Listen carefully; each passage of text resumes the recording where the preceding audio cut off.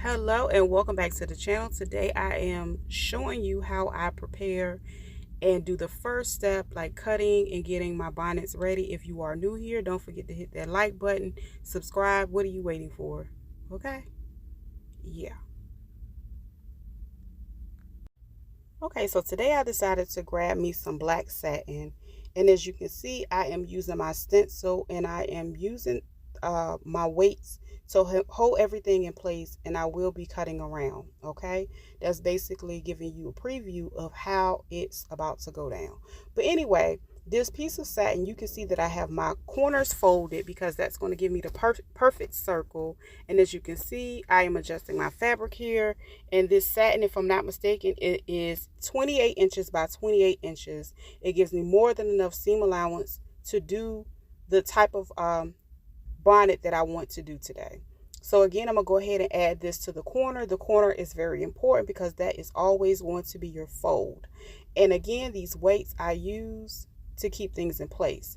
Now, what I am going to do, I will be cutting this and adding 1-inch seam allowance around the sides.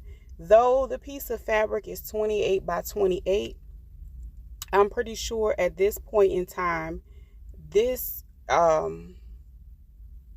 dropped down to at least 26 by 26. Okay, so having more than enough is going to be key, and it's going to give you a good size. All right, so I will go ahead and remove my weights, and this is my stencil that I created. I have like the clear ones also. This is the black that I'm going to use. That allowed me to cut 2 of them out. I put the other one to the side, but as you can see, this is the shiny side, and we're going to continue by cutting the same size fabric out for this Ankara or this African print, very vibrant and beautiful. Yeah, so we're going to do a 28 inch by 28 inch as well and cut that square out.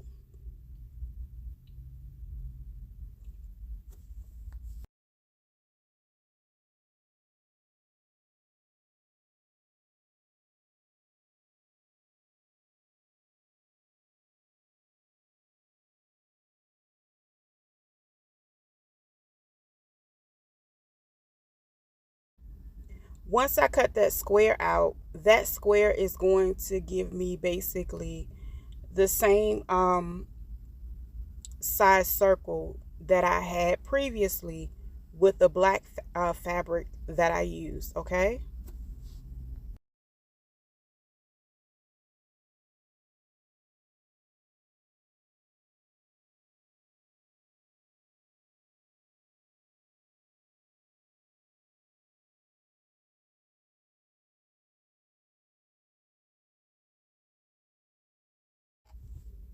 I will now use my stencil again, and I will put it in the corner, and you can always use clips, or you can use something to weigh it down so it doesn't shift.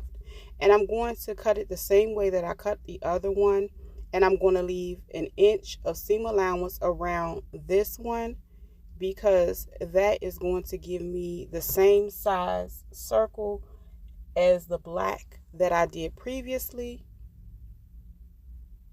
for this project. And that scrap I'll throw to the side. And to get to the next step, what I will have to do is join the fabrics together. Now, joining the fabrics together, I generally will add the shiny side facing the good side of the colorful fabric, meaning the dull sides will never touch one another. Okay, that's the easiest way I can explain it. I'm putting them together, and what I will have to do is use my clips. I prefer to use clips because the clips do not puncture the fabric when you're using the clips. I can add the clips all around the entire project to clip it in place. But what I will do is make sure I remember to leave at least 2 inches open, because that 2 inches is what I'm going to use. It's like a little hole in between the two, And that little hole in between the two, I will use that to turn it inside out once I finish, okay?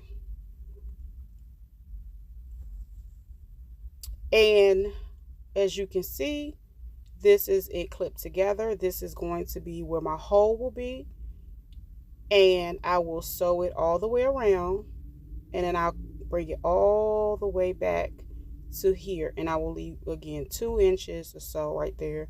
That way I have enough room to turn it in comfortable. And this concludes this part of the video.